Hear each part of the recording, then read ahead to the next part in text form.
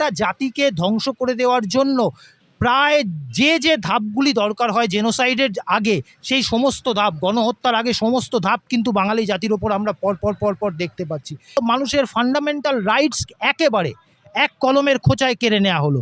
2.5 লক্ষ আধা সামরিক বাহিনী, 2.5 লক্ষ সশস্ত্র বাহিনী ঢুকিয়ে দেওয়া হয়েছে পশ্চিমবঙ্গে। আপনি জানলে হয়তো অবাক হবেন, গোটা ইউকের যে সেনাবাহিনীর সংখ্যা সেটা 2 লক্ষের কাছাকাছি। 2 লক্ষের নিচে সেনাবাহিনীর সংখ্যা জার্মানির, অর্থাৎ একটা গোটা দেশের সেনাবাহিনীর থেকে বেশি সেনা ঢুকিয়ে দেওয়া হয়েছে এখানে।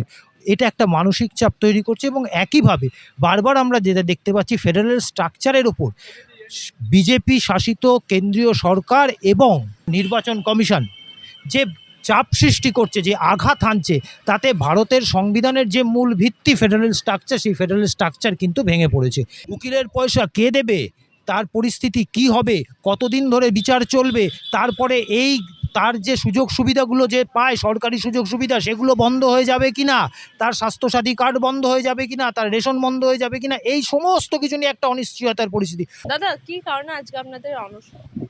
যেভাবে বৈধ ভোটারদের নাম ডিলিটেড হয়েছে, যেভাবে লাখো লাখো বাঙালি বৈধ ভোটার বিভিন্ন জেলায় নাম ডিলিটেড হয়েছে এবং একটা চরম দুর্বিষহ পরিস্থিতির মধ্যে পড়েছে, তাদের যে মৌলিক অধিকার, সেই মৌলিক অধিকার, ভোটাধিকার তাদের কাছ থেকে অলমোস্ট কেড়ে নেওয়া হয়েছে।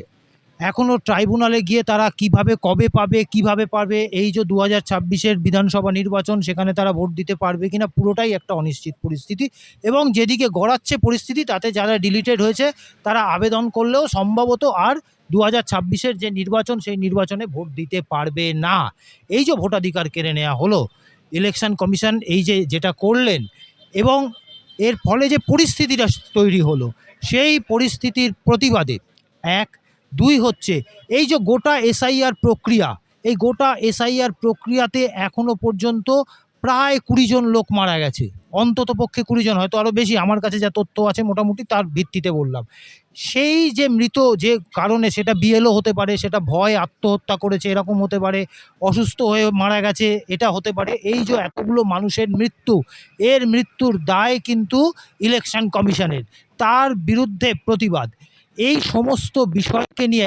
একই সঙ্গে আপনারা জানেন যে এখানে আমরা সবসময় দেখেছি যে নির্বাচন কমিশন প্রত্যেকটা নির্বাচনের সময় কিন্তু বাইরে থেকে আধা সামরিক বাহিনী এনে এখানে নির্বাচন পরিচালনা করেন, তাতে আমাদের কোনো অ্যাজ আপত্তি নেই। কিন্তু এবছর যেটা ঘটেছে, এই নির্বাচনে যেটা ঘটেছে, সেটা একটা অদ্ভুত পরিস্থিতি। সেটা কি দেখেছি, প্রায় 2.5 লক্ষ আধা সামরিক বাহিনী, 2.5 লক্ষ সশস্ত্র বাহিনী ঢুকিয়ে দেওয়া হয়েছে পশ্চিমবঙ্গে। আপনি জানলে হয়তো অবাক হবেন, গোটা ইউকের যে সেনাবাহিনীর সংখ্যা সেটা 2 লক্ষের কাছাকাছি।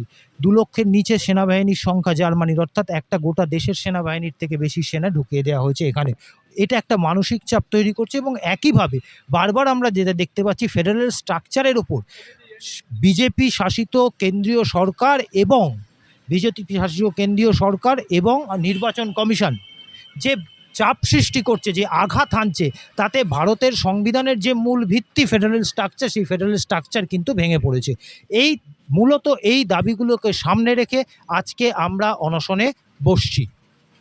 এই যে ট্রাইব্যুনাল, অনেকজন ভরসা রাখছে না যে ট্রাইব্যুনালে আদৌ কি অ্যাপ্লাই করার পর নাম উঠবে না, কিন্তু আমরা দেখলাম যে মুর্শিদাবাদের একজনের একটা কংগ্রেস নেতার নাম উঠলো, প্রথম নাম উঠলো, কি বলবেন? যিনি প্রার্থী তিনি আবেদন করলে তার নাম দ্রুততার সাথে উঠবে, এটা খুব স্বাভাবিক, কারণ নমিনেশনের আগে তার নামটাকে তুলতে হবে। কিন্তু এই যে লাখো লাখো লোক যারা লাইনে দাঁড়াচ্ছে, ট্রাইব্যুনালে অ্যাপ্লাই করার জন্য লাইনে দাঁড়াচ্ছে, তারা তো আর সকলে নমিনেশন দাখিল করতে পারবে না, সেটা সম্ভব নয় সকলের পক্ষে, কারণ নমিনেশন দাখিল করতে প্রচুর টাকা লাগবে, কিংবা এটা কোনো বাস্তব পরিস্থিতিও নয়। এই যে লাখো লাখো মানুষ যাদের ভোটাধিকার হরণ করা হলো, তাদের কাছে পুরো বিষয়টাই অনিশ্চিত।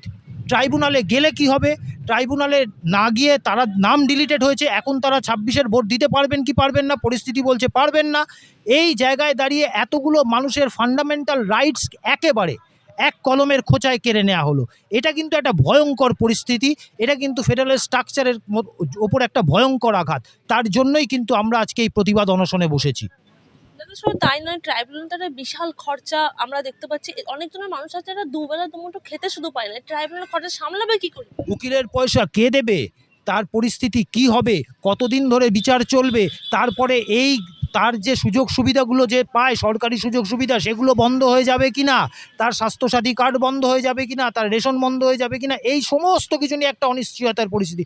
অর্থাৎ আপনারা যদি দেখেন, একটা জাতিকে শেষ করে দিতে যা যা দরকার হয়, জেনোসাইড হওয়ার জন্য যে যে ধাপগুলো, প্রথমে আপনাকে বলা হলো আপনি বাংলাদেশি, বাংলায় কথা বললে আপনার একটা ধাপ, দ্বিতীয় ধাপ, তৃতীয় ধাপ করে একটা জাতিকে ধ্বংস করে দেওয়ার জন্য প্রায় যে যে ধাপগুলি দরকার হয় জেনোসাইডের আগে, সেই সমস্ত ধাপ, গণহত্যার আগে সমস্ত ধাপ কিন্তু বাঙালি জাতির ওপর আমরা পর পর দেখতে পাচ্ছি।